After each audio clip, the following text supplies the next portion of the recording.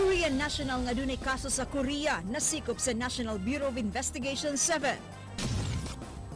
Cardinal Vidal mibisita ni President Duterte sa palasyo sa Malacañang.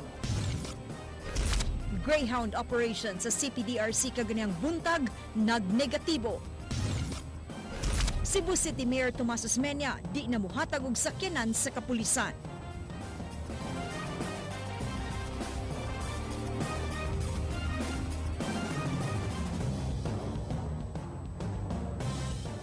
May hapon sugbog Kabisayan, Archbishop Emeritus Ricardo Cardinal Vidal mibisita ni Presidente Rodrigo Duterte sa palasyo sa Malacañang. Apan ang duha wa na maghisgot sa mga problema nga giatubang karon sa nasod particular na ang Samari Killings. Si Jinky Rusit sa detalye. It was very simple po talaga. Very, very much. I tell you. Hindi wala siya nakabarog, di man. Kini ang paghulagway ni kanhi Cebu Archbishop Emeritus Ricardo Cardinal Vidal kang President Rodrigo Duterte atol sa ilang pag-atubang sa palasyo sa Malacañang. Sa litrato nga nakapost sa Facebook page ni Nelson Seno Cabasisi, makita ang pag-amin ni Duterte kang Vidal butang nga gikakurat sa kanhi Arsobispo sa Sugbo. Wa siya magtuo nga luyo sa kasamtangang estado ni Digong, muamin pa kini kaniya. Gani gikalipay kuno ni Duterte ang iyang pagbisita sa Malacañang. Natuwa siya sa akin. Dahil pagka salubong ko sa kanya sabi ko sa kanya, mayong gabi siya Ginoong Presidente, uy, marunong ka pala magsibuan. Aba, tayo pareho ay, kay taga Danao. Ako Giklaro ni Vidal nga personal niyang desisyon ang pagbisita sa presidente aron sab maoy mo representar sa kaobispuhan sa nasod. Wa na niya gibutyag pa ang ilang mga naistoryahan sud sa kapin duha ka oras niya nga pag-istar sa palasyo. Apan siya mipadayag nga gipasalig niya kang Digong nga iapil niya kini kanunay sa iyang mga pag-ampo taliwa sa mga problema nga giatubang karon sa nasod. Kula sa kanya na I just wanted to congratulate you and to tell you that we are praying for you as our new president. Because that is our obligation to pray for our leader. Wa na sab nila hisguti pa ang mga extrajudicial killings sa nasod tungod kay di buot ni Vidal nga magkasumpaki ang simbahan ug ang iyang administrasyon. Giawhag niya ang ubang kaparian ug obispo nga likayan una ang pagmakmak sa gobyerno aron magkahiusa ang tanan. Tinguha niya nga hatagan og pila ka adlaw nga adjustment period ang Duterte administration. I asked the bishops not to make any statement now because the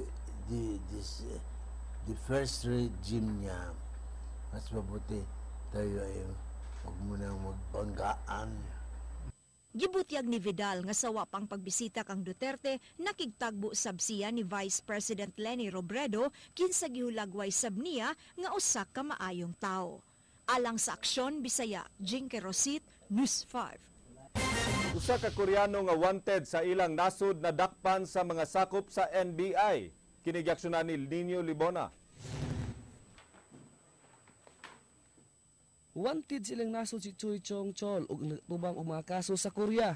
Nadakpan siya sa mga sakop sa NBI pasado alas 3 kagahapon sa hapon didto sa Barangay Pahak, Dakbayan sa Lapu-Lapu. Kapin usa ka tuig nga nagtago-tago sa Dakbayan sa Lapu-Lapu isip turista ug katulo na kini magbalik-balik dinhi sa Pilipinas. Si Choi nagatubang og kasong forgery of private documents and transactions ug business embezzlement. Siya gikuha tungod sa mga illegal nga mga transaksyon ug pagpiki sa mga dokumento diin siya nakasakiyo og 236 million sa ilang nasod. Gidakop si Choi human makadawat og request ang mga sakop sa NBI gikan sa nasod sa Korea. Gikansel ang passport ni ini ug undocumented na ang iyang pagpuyo sa Pilipinas. Matud ni Atty. Jose Yap sa NBI, ang langyaw ilang i-deport balik sa iyang nasod. No, we'll coordinate with the consul of their embassy and the eventual deportation of Mr. Choi to Korea to face trial. Ang nag-request nito ay ang Supreme Prosecutor's Office of the Republic of Korea. Apan ang langyaw nga si Choi mihimakak sa pasangil. Not yet, but me checking. You don't know about your case, Yes, Korea. but there's a complainant against you. Korea complain. Alang sa Aksyon Bisaya, Ninyo Libuna, News 5. DIR7 mihimakak nga dunay tax investigation nga gihimo ang ilang buhatan batok sa gidudahang mga drug personalities nga sila retired General Vic Loot ug negosyanteng si Peter Lim. Si Jinky Rusit sa detalye. Sa usa ka mantalaan unang migawas ang report nga mipigayon og tax investigation ang Bureau of Internal Revenue Region 7 batok ni retired General Vic Loot ug sa negosyante nga si Peter Lim. May kalabutan kini sa pagpangalan kanila ni President Rodrigo Duterte nga nalambigit sa illegal drug trade.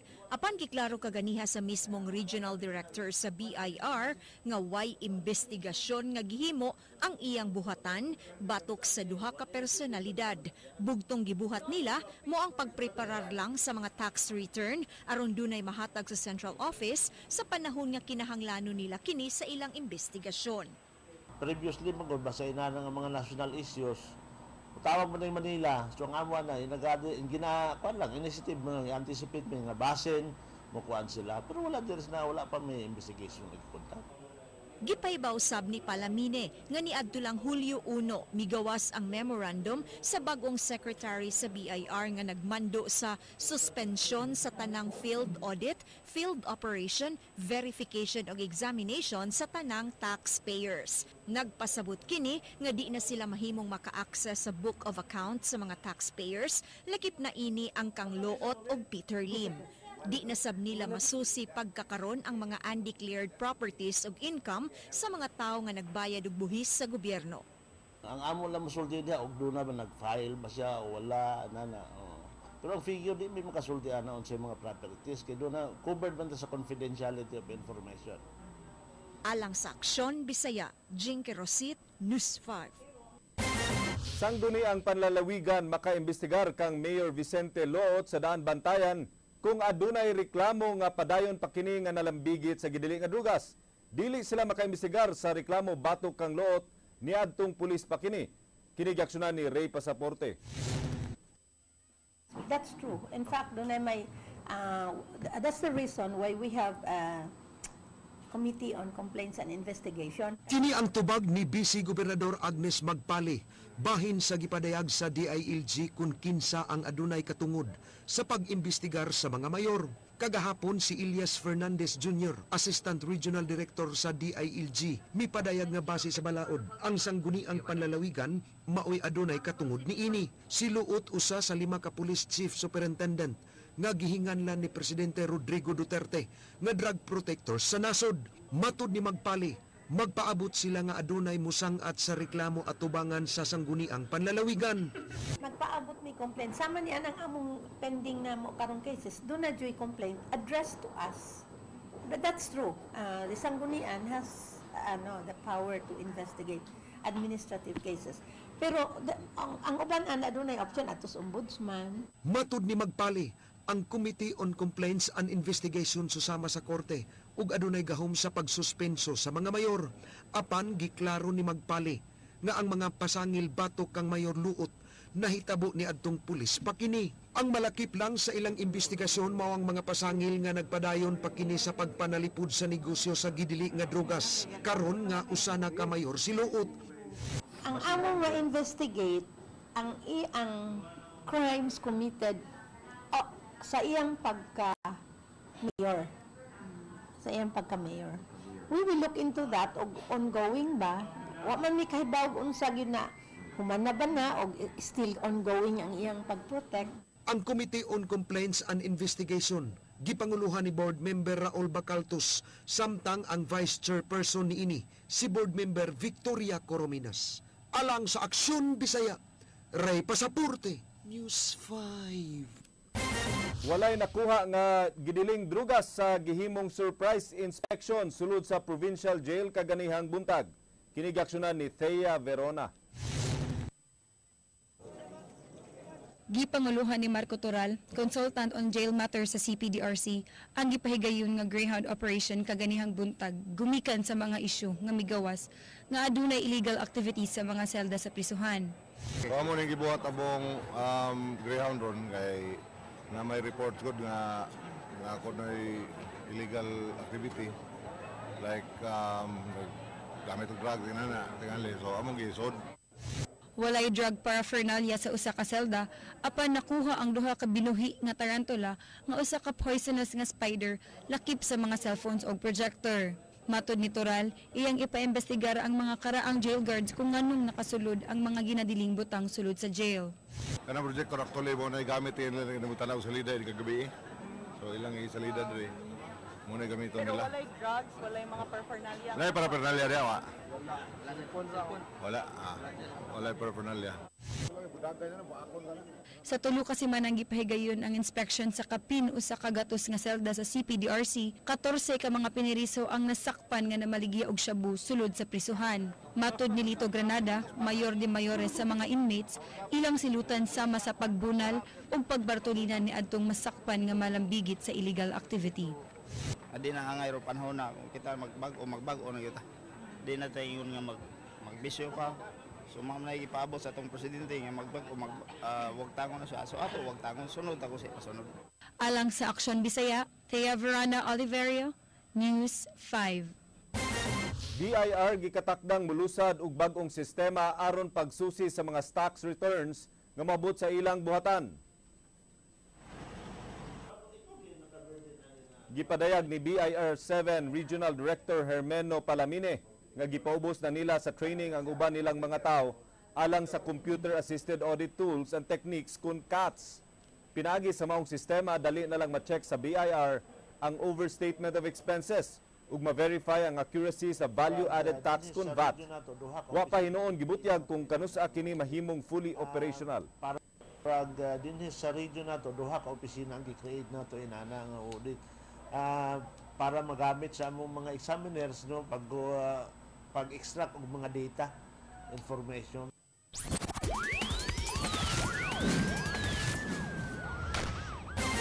Patay ang usa ka drug pusher sa lungsod sa Minglanilla. Kini giaksyonan ni Ray Pasaporte. Wa na'y kinabuhi nga nagbuy-od sa karsada si Rodigan Tuangco alias Jonas nga taga-Tangki Talisay humana pusilan sa mga sakop sa Minglanilla Police. Sulob niya ang athletic uniform sa usa ka pulis samtang namaligya og shabu sa Villa San Fernando, Tulay, Minglanilla, Cebu kagabi. Ang hepe sa Minglanilla Police nga si Police Chief Inspector Franco Uriol nagkanayon nga nakadawat sila og tawag kalabot sa usa ka drug transaction sa maong lugar. Naabtan nila ang suspect nga si alias Jonas ug laing kauban nga nagdunol sa gidiling drugas. Namo tong pagresponde din namo diri amo pang nakita nga naagid siya ka kuan transaction na usa pero pag abot na mo diri nakadagan dayon tong usa ka tao tapos kini si kuan Jonas mi diretso ni sa gliso diretso ni sa bonus yung KG9 kadire raman sa kilid siyang jacket.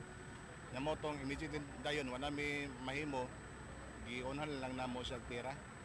Si alias Jonas dugay na nilang gipanid-an gumikan sa iyang pagpalusot og drugas diha sa barangay Kanhulaw, barangay Tulay ug barangay Tungkop, Minglanilla. Kanunay usab nga nalambigit ang iyang pangalan sa higayon nga adunay biktima sa pagpamusil diha sa Minglanilla. Mo na siyang engage siya sa gun for hire. In fact kini pangalan ni Juan Jonas mo come up ni sa permi as suspect sa mga previous na mga shootings nato sa Minglanilla. Unya notado po ni siya na kuan drug pusher nga rin, operating nini sa Kalohoan, Tulay, Tungkop. Unom ka magasin sa KG9 submachine pistol, silencer, pakiti sa shabu diha sa iyang bulsa, nakuha sa kapulisan. Gikalipay usab sa mga residente diha sa maong lugar ang pagkamatay ni alias Jonas. Gumikan kay kanunay kining mangayo og kwarta diha sa ihawan ug labaw sa tanan. Magpatahod siya nga siya maoy hawak sa maong lugar. Oh, murag hawak ko sa ihawan ba? May mga tanang tao siya, wala kung pangandiron. Yan sinta-sintahan, kundi niya sintahan, kakanya gritso. Kung si mission niya si Hawan eh. Alang sa Aksyon Bisaya, Ray Pasaporte, News 5. Nagpusil sa iyang kaugalingon ang usa ka langyaw nga retiradong misyonaryo. Kini giaksyonan ni Leslie Caminade Vistil. Igo na lang nga nagpatulo siyang mga luha kining 24 anyos nga babay, diyang iyang naabdan nga nagkadugo na ang iyang uyab nga nagpusil sa kaugalingon. Si Looney Dwayne Oliver, 32 anyos nga taga Colorado Springs, adunay samad pinusilan sa walang bahin siyang ulo gamit ang 9mm pistol. Si Cheriza Ria Ambus, wa makadawat sa nitabo, human misadang namatay nga di na mag-usab og kutlo sa iyang kinabuhi. Hulyo 7 sa miaging simana, misuway kini sa paghikog, pinaagi sa pag-injection og hilo siyang lawas, apan natabang. Plano nila nga magpakasal sunod tuig. O sige, sumbo nga problema. Ha? Sige. Ang iyang ingon, I love you. Nasa igisgot ka mo nga I love you. Kahapon-sapon. Yeah? I love you. Sa man na baguhan ka o naanad na ka na yung I love you? Naanad na. Ha? Naanad na. Pero huwag kaya magduda na doon na ito'y kahulugan para ni itong I love you, ha? Niya naman siya dili na niya usod. Og? O suicide. Ha? O suicide. Siya? Ikapila naman niyang suway ni? Kaduho. Ang gwardya sa Taps Busay nga si Aljon Librason nagkanayon nga iya pang nakitaan si Oliver ni anang pagkakadlawon nga naglingkod ug sama sa hubog na kaayo kini. Nadunggan niya ang tingog sa usa ka natagak nga botilya ug nagtuo nga natulog ang biktima. Pagsulod sa kahayag ni anang pagkakadlawon, iyang nakita ang armas, ubos nga bahin sa gilingkuran ni Oliver ug patay na kini. Stress pa, alas 3:20, galingkod pa.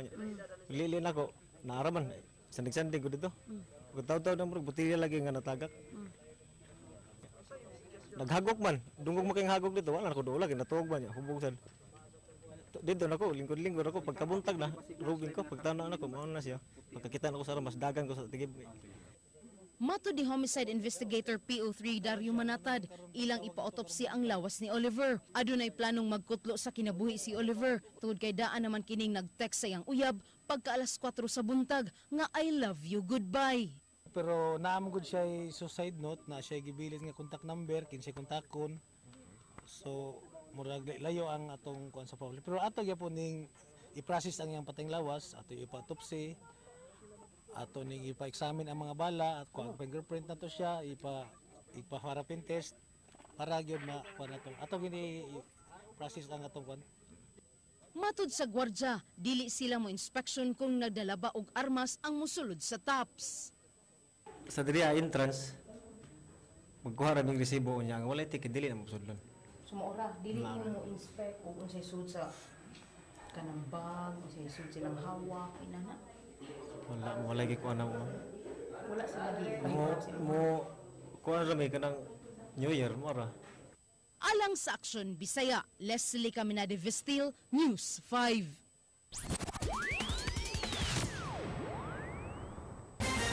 Usa sa mga giampo karon ni Archbishop Emeritus Ricardo Cardinal Vidal nga hingpit nang matapos ang isyu sa hisgutanang South China Sea. Nasagmuyo siya sa report nga bisan og nakadesisyon na ang International Tribunal apan padayong nagmagahi ang nasud sa China sa pag-acknowledge niini. Apan gikalipay niya sa pikas nga bahin ang giluwatang pahayag sa China nga andam silang makighusay sa malinawong pamaagi. Sinabi doon na gusto nilang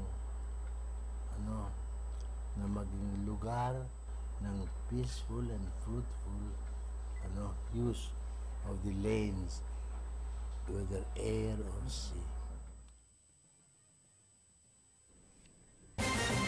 Mga bagong police directors milingkod na sa ilang katungdanan sugod karong adlaw. Sila gitahasan sa regional director sa kapulisan sa pagpuo sa illegal nga drugas sulod sa 3 ngadto sa 6 ka buwan. Kini giaksyonan ni Leslie Caminade Vestil. The same challenge na natanggap ko sa PNP. Dapat mawala yung problema natin sa illegal drugs within 3 to 6 months period.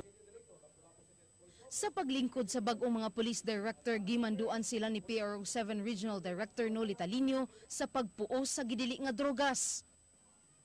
Kaya nung newly installed provincial director and city directors, I urge all of you to remain focused and determined in achieving our PNP organization's goals of providing an environment that is safe, secure, free from drugs, criminality, and corruption.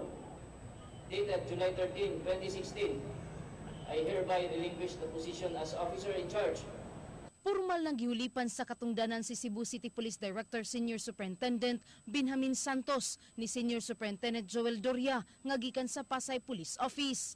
Si Cebu Provincial Police Director Senior Superintendent Clifford Gayranud gipulihan ni Senior Superintendent Jose Macanas nga gikan sa Highway Patrol Group. Si Mandawi City Police Office Director Senior Superintendent Jonathan Cabal ni Senior Superintendent Roberto Alanas nga nagikan sa San Juan Police Office.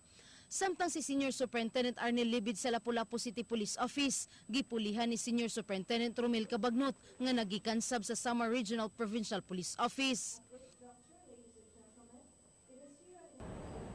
Prove yourself to the Cebuanos that you are here to serve and protect, and we can eliminate legal drugs and criminality within 3 to 6 months period.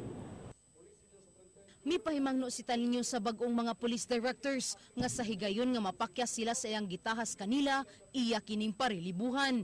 Gani bisan siya, nagpaabot nga marilibuhan kung ugaling di makauyon si Presidente Rodrigo Duterte siyang performance sa PRO 7. Alang sa Aksyon Bisaya, Leslie Caminade Vestil, News 5. High profile nga piniriso sa CPDRC gihilantan human sa iyang hearing didto sa Danau City. Si Barok gipatan-aw sa usa ka doktor aron matino ang kahimtang nini. Kini giaksyonan ni Athena Minyoza. Gipahibaw ni Capital Consultant on Jail Matters sa Cebu Provincial Detention and Rehabilitation Center, Marco Tural nga niarang-arang na ang hilanat sa high-profile inmate nga si Alvaro alias Barok. Niabot og 40 ang hilanat ni Alvaro ni adtong Martes sa gabi sud sa iyang selda human ni tambong sa arraignment sa iyang duha ka kaso sa sala ni Judge Jerry Dikdikan RTC sa Danau City. Atong gabi una nga gikan mi sa Danau atong arraignment niya, pag-abot na mo hilantan siya. Pag-gabi lain mo kamuro magikuno sa mamatay di ako gi pare ang Erof ba, pero ingong Erof pwede ba kuno sa hospital ko ailan yung sa hospital kay wala ba may court order basig kami na sa may issue ni kaubaw na may trabaho. Kagahapon gipahiling si Barok og doktor aron masusi ang kahimtang sa panglawas niini. Gipangutana si Tural kung ang kahimtang ni Alvaro dili withdrawal sa symptoms sa paggamit og shabu. Di mo na magamit. Pero ang akong tanaw ito, murag na-stress siya ba? Atong pagpadong bitaw na mo sa Danau, arraignment yan, murag na-stress siya ito, mo ito pagbalik, murag nahilantan. Suway nga gibisita sa mga sakop sa media si Alvaro apan mitago kini. Alang sa Aksyon Bisaya, Athena Minyoza, News 5. Dili manumbaling ang kadagkuan sa kapulisan sa rehiyon kung dili mo suporta kanila ang mga mayor. Ang report giaksyonan ni Leslie Caminade Vestil. Giangko ni Chief Superintendent Noli Talinio nga dako og gikatabang sa mga pulis ang reward system nga gitanyag ni Mayor Tomas Osmeña. Apan dili sila magsalig niini tungod kay suportado sila gikan sa nasyonal nga kagamhanan. Our policemen are now more motivated by the support of the national government, ng PNP leadership, and even our LGUs. Yung reward na malaking tulong nga yan, but with or without reward, itutuloy namin itong kampanya sa illegal drugs. Mato ni Talinio, dili siya mohangyo kang Mayor Osmeña nga ibalik ang reward system. Bugtong hangyo niya sa mga mayor nga paluyuhan sila sa ilang kampanya batok sa kriminalidad, hilabi na batok sa illegal nga drogas. Gipasalig ni Talinio sa mga mayor nga lakip sa ilang gihimo moong paglimpyo sa ilang kaugalingon nga organisasyon. Ang hinihingi lang namin sa ating mga mayors, and of course si Governor, very supportive naman, yung tuloy-tuloy na suporta nila dito sa kampanya natin, sa ating kapulisan. Kasi kami, all out kami, ibibigay namin yung buong suporta ng kapulisan ng Region 7 sa lahat ng probinsya, ng city at ng municipality ng Region 7. Alang sa Aksyon Bisaya, Leslie Caminade Vestil, News 5. Sa mga balita sa gawas sa nasod. 80 ang patay samtang kapin sa usa ka gatos ang nangaangol human giligsan sa usa ka truck sa Nice, ang kapital sa French Riviera sa France. Usa ka truck bidaro sa bagang duot sa mga tao nga nagsaulog sa Bastille Day kun National Day sa France. Ang truck midaro sa mga tao sa 2 kilometros nga sidewalk sa Boulevard de Anglay nga usa ka main street sa Nice.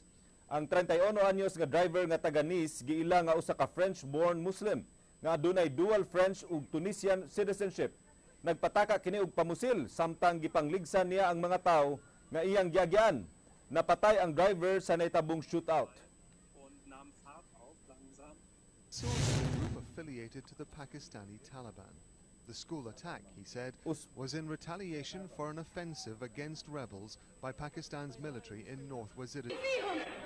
Usa ka car bomb ang giparking daplin sa usa ka medical university sa Benghazi.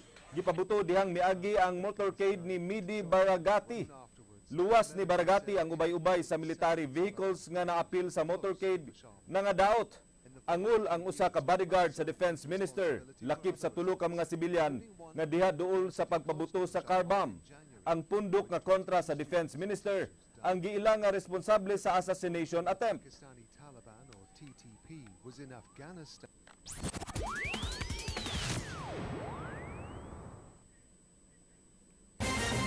Kapin 300 ka mga bag-ong police recruits ang nanumpa sa ilang katungdanan.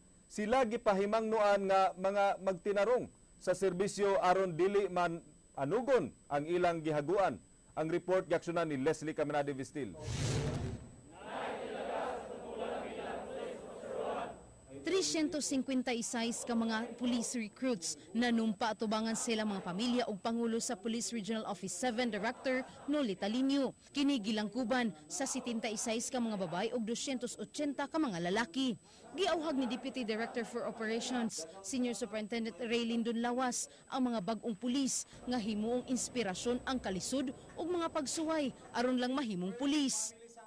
Just bear in mind, and I'm quite sure that with your determined character, hope, and trust will surely erase those negative vibrations and will lift your spirit to achieve your dream, your family's dream, and the PNP's expectation, a reality. Ang mga recruits na namilit silang pamilya alang sa unong kabuan nga training, ang uban emotional ug ang uban nagpasalamat nga nadawat sila sa pagkapulis ug gisaad nga ilang ampingan na ang ilang pagserbisyo. 101% na maka-assure ang public nga dili mi ma-join sa mga illegal activities like drugs. Or at least makatabang na sad ko after na kami maparuhay na sa damang pamilya. Pero wala ba ka nahadlo sa mga buwan? Wala man din noon, okay lang, kayahon ra gyud para sa pamilya. Pero wala ka na discourage sa mga nahitabo karon? Wala man din noon, ma'am, ilahan man pod na. Gipahinumduman sila ni PRO 7 Regional Director Chief Superintendent Noli Talinio sa ilang mga responsibilidad. Iyang gipahimangnuan nga adunay daghang mga temptasyon ang serbisyo nga hinungdan sa pagkataktak sa uban. You're being given this opportunity to enter this service, this police service, and eventually this will become your bread and butter. Dito kayo kukuha ng pabubuhay ninyo sa inyong pamilya. Huwag naman haluan ng batang kabubuhan. Okay? Because as your appointing authority, I will be quick also in dismissing you from the service if you be found to be engaging in any illegal activities.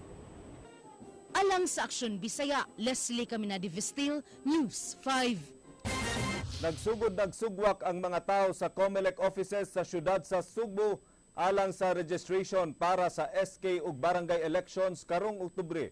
Kinigaksyonan ni Jinky Rusit. Sayo pa lang sa buntag, midagsa na ang gatusan ka mga tao gikan sa North ug South District sa buhatan sa COMELEC aron magparehistro. Ang 17 anyos nga si Ruel, waig sa paya nagkainit sa panahon makaparehistro lang aron makapili siya og iyang kandidato karong umaabot nga SK ug barangay election sa Oktubre 31. Pili sa ko kanang kinsay ang butaran sa SK kay nay uban gud nga di matarong ang pagdaha sa SK ba. Apan ang 70 anyos nga si Noy Marcelo nasagmuyo kay sayo pa siyang milinya apan igo rang gibalibaran sa taga Comelec. Katapusan niyang rehistro sa Mindanao pa ug buot unta niya nga mobalhina human siya magpuyo sa barangay Lusaran sa dugay na nga panahon. Nalistro mo ko sa una diha.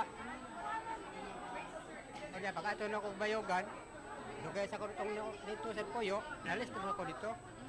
Kaya nga ako mga butri, wala mga ako na kuhan. Nga akong lugar, listro. Papas naman to. Gipasabot ni Attorney Marshall Sarno nga wa sila'y transfer of registration sa pagkakaron. Dugay na matod pa silang mipaybaw ni ini alang sa kasayuran sa tanan. Wa man gud transfer gud sa pagkakaron. So ang call ana og may transfer or walay mo transfer ang Comelec Manila, ang commission mo imo decide ana. Ato adre is just to implement ug unsay na sabutan or unsay na desidihan sa komisyon. Ang registration nagsugod karong adlaw ug matapos sa Hulyo 31. Abli ang tanang Comelec offices bisan og weekend ug holidays aron maserbisyuhan ang tanan. Alang sa Aksyon Bisaya, Jinky Rosit, News 5. Datbayan sa Sugbo dili na mohatag og sakyanan sa mga pulis.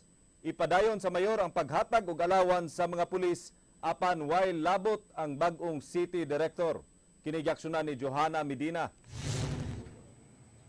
Dili na manghatag og sakyanan sa kapulisan si Mayor Tomas Osmeña human mideklarar nga dili na siya manghilabot sa mga kalihukan sa mga kapulisan.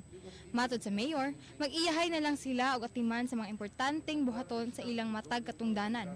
Kung dunay problema ang kapulisan, bahala na sila nga mabalaka ini. I don't know. Like I said, it's not my priority. Nothing is my priority as far as police is concerned. I don't intend to disturb anything, but it's not my priority. Apan, magpadayon sa paghatag ang dakbayan sa Sugbo ug alawan sa mga pulis gawa sa bag-ong police director. Dili na niya ipadayon ang iyang mga plano alang sa peace and order ug pakigbatok sa gidili nga drogas. Before peace and police is very high priority. There's also medium priority, there's low priority, there's no priority. This is no priority. Apan, midugang si Osmeña nga kung maayo og agi ang mga pulis sa dakbayan, posible nga mausab pa ang iyang hunahuna og mohatag og mga sakyanan sa mga pulis. Alang sa Aksyon Bisaya, Johanna Medina, News 5. Usa ka sakop sa Civil Security Unit sa Kapitolyo nasakpan nga naggamit sa gidili nga drugas. Gipa-drug test kaganiha ang 35 ka mga sakop sa Civil Security Unit sa Kapitolyo. 30 niini mga regular nga empleyado samtang 5 mga job order nga trabahador. Ang Pangulo sa Cebu Provincial Anti-Drug Abuse Office, Carmen Remedios Durano Meca, nagkanayon nga regular nga empleyado ang nagpositibo sa drug test. Igsuon kini sa usa ka barangay kapitan sa lungsod sa Konsolasyon. Matud ni Meca, base sa Civil Service Rules, mahimong taktakon ang nagpositibo sa drug test human moagi sa Committee on Discipline and Investigation. Dugay ng gidudahan nga tigamitan og shabu ang maong empleyado apan kaganiha lang nila nasakpan pinaagi sa drug test.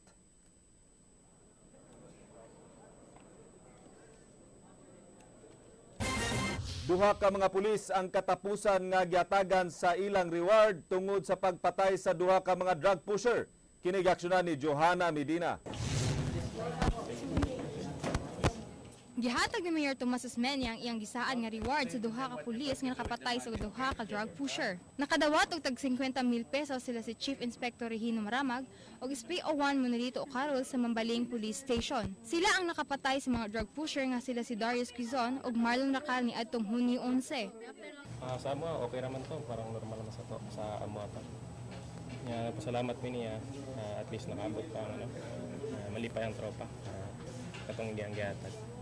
Matod ni Maramag, bisan og wala ihatag nga reward si Mayor Osmeña, himuon gihapon sa mga kapulisan ang ilang trabaho. Wala usab sila ma-demoralize nga dili na sila ang prioridad sa mayor human giilisan ang police director sa dakbayan.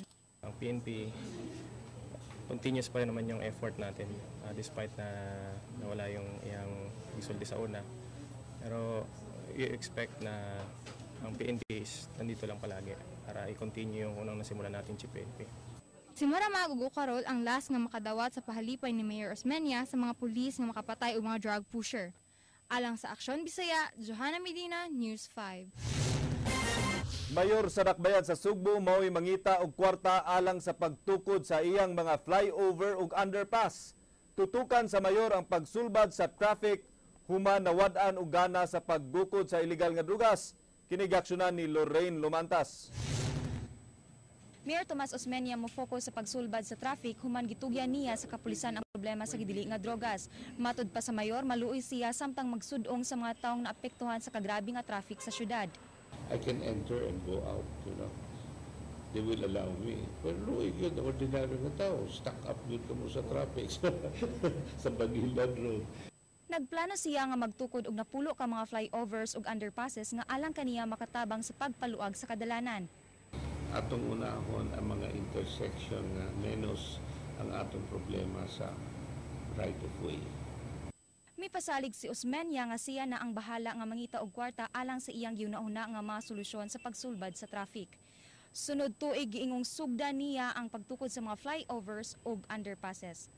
Alang sa Aksyon Bisaya, Lorraine Lumantas, News 5.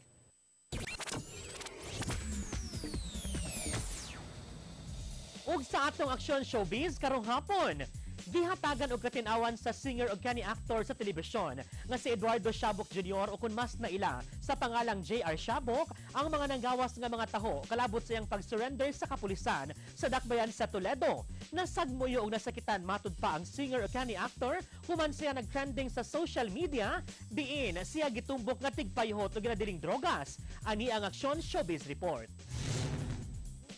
Pasado alas 12 sa udto na itong Martes, voluntaryong mitahan sa iyang kaugalingon ngadto sa buhatan sa Toledo Police Station ang singer ug kani actor nga si JR Shabok. Kuyog niya ang iyang asawa nga residente sa Barangay Anihaw, Dakbayan sa Toledo. Siya voluntaryong mipatimaw sa buhatan sa pulis aron sa paglaro og paglimpyo sa iyang pangalan nga gipasingan lang na maligya og nadiling drogas sa ilang lugar. Mao to gusto na ko iklaro nga wa ko'y kalabutan na inana. O gusto ko makibaw diin lagi kan ilang source nganong inana ba? Nganong dool ra dress mo nganong di sila kasusi ko tinuod ba gid di. Unya ako gusto mibaw ko. Nganong ging napadong ako nga sa mga inana gid. Giklaro niya nga wala siya malambigit sa pagpaninda og nadiling drogas. Apektado usab sila matud pa sa mga sayop nga nanggawas nga mga balita. Nasagmoyo og nasakitan ang singer-actor nga si JR human siya nagtrending sa social media nga namaligya og tigamitan siya og nadiling drogas. Itong mga tao nga mag-post bitaw mo inana sa online karon sa panahon na to karon kibaw bitaw mo usa sa patakaran karon dili tata magkuan tata be responsible ta kung sa ato pamutang sa online. Kung naamo ibutang mga issue dapat kung tanawon untag mayo kung dapat ba ibutang kung sigurado ba mo kung sa mo sigurado inyong source kung di ba gi ka inyong source kung unsa kay mga tao pareha na ugod luoy tawo kay mi pektuhan mi inyo pa mi ginamhilom mi dali ilabtan pa mi ninyo. Matud pa niya bisan sa ilang kalisod ug kawadon, wala siya maghimo og illegal nga binuhatan labi na sa pagpaninda og shabu. Natingala na lamang siya sa mga nanggawas nga mga taho nga matud pa nalakip ang iyang pangalan sa listahan sa Oplan Tokhang sa mga kapulisan sa ilang dakbayan. Ang kabalaka og kahadlok sa bagong administrasyon ang hinungdan nga siya mipatimaw ngadto sa buhatan sa pulis. Ako hospital ko sa patakaran sa tong bagong administrasyon karon kay boto sa betana. Mo nang ako ang mo-cooperate ko kutob sa mahimo ako asad nga kanabitong ayaw na punta. Giklaro usab sa mga kapulisan nga wala sa ilang listahan ang singer-actor nga si JR Shabok. So far sir, sa mong kuan wala siya sa listahan pero gusto lang niya nga magbag-o sir. Si Shabok naila sa natad sa pag-awit og nahimo kining finalist sa usa ka singing reality search sa ABS-CBN ug nahimo siyang first runner-up sa moong kompetisyon. Alang sa walay karapusang mga chika, o balik ko ninyo matag alas 7:30 sa buntag, weekday sa Rete JP sa Radio 511.9 News FM Cebu. Ako si JP Lau Cotsera ug ang word of the day nagkanayon. Dili tanang may alak, merong balak. Usahay pag naay alak, naay kasing-kasing nga nabuak. Agay!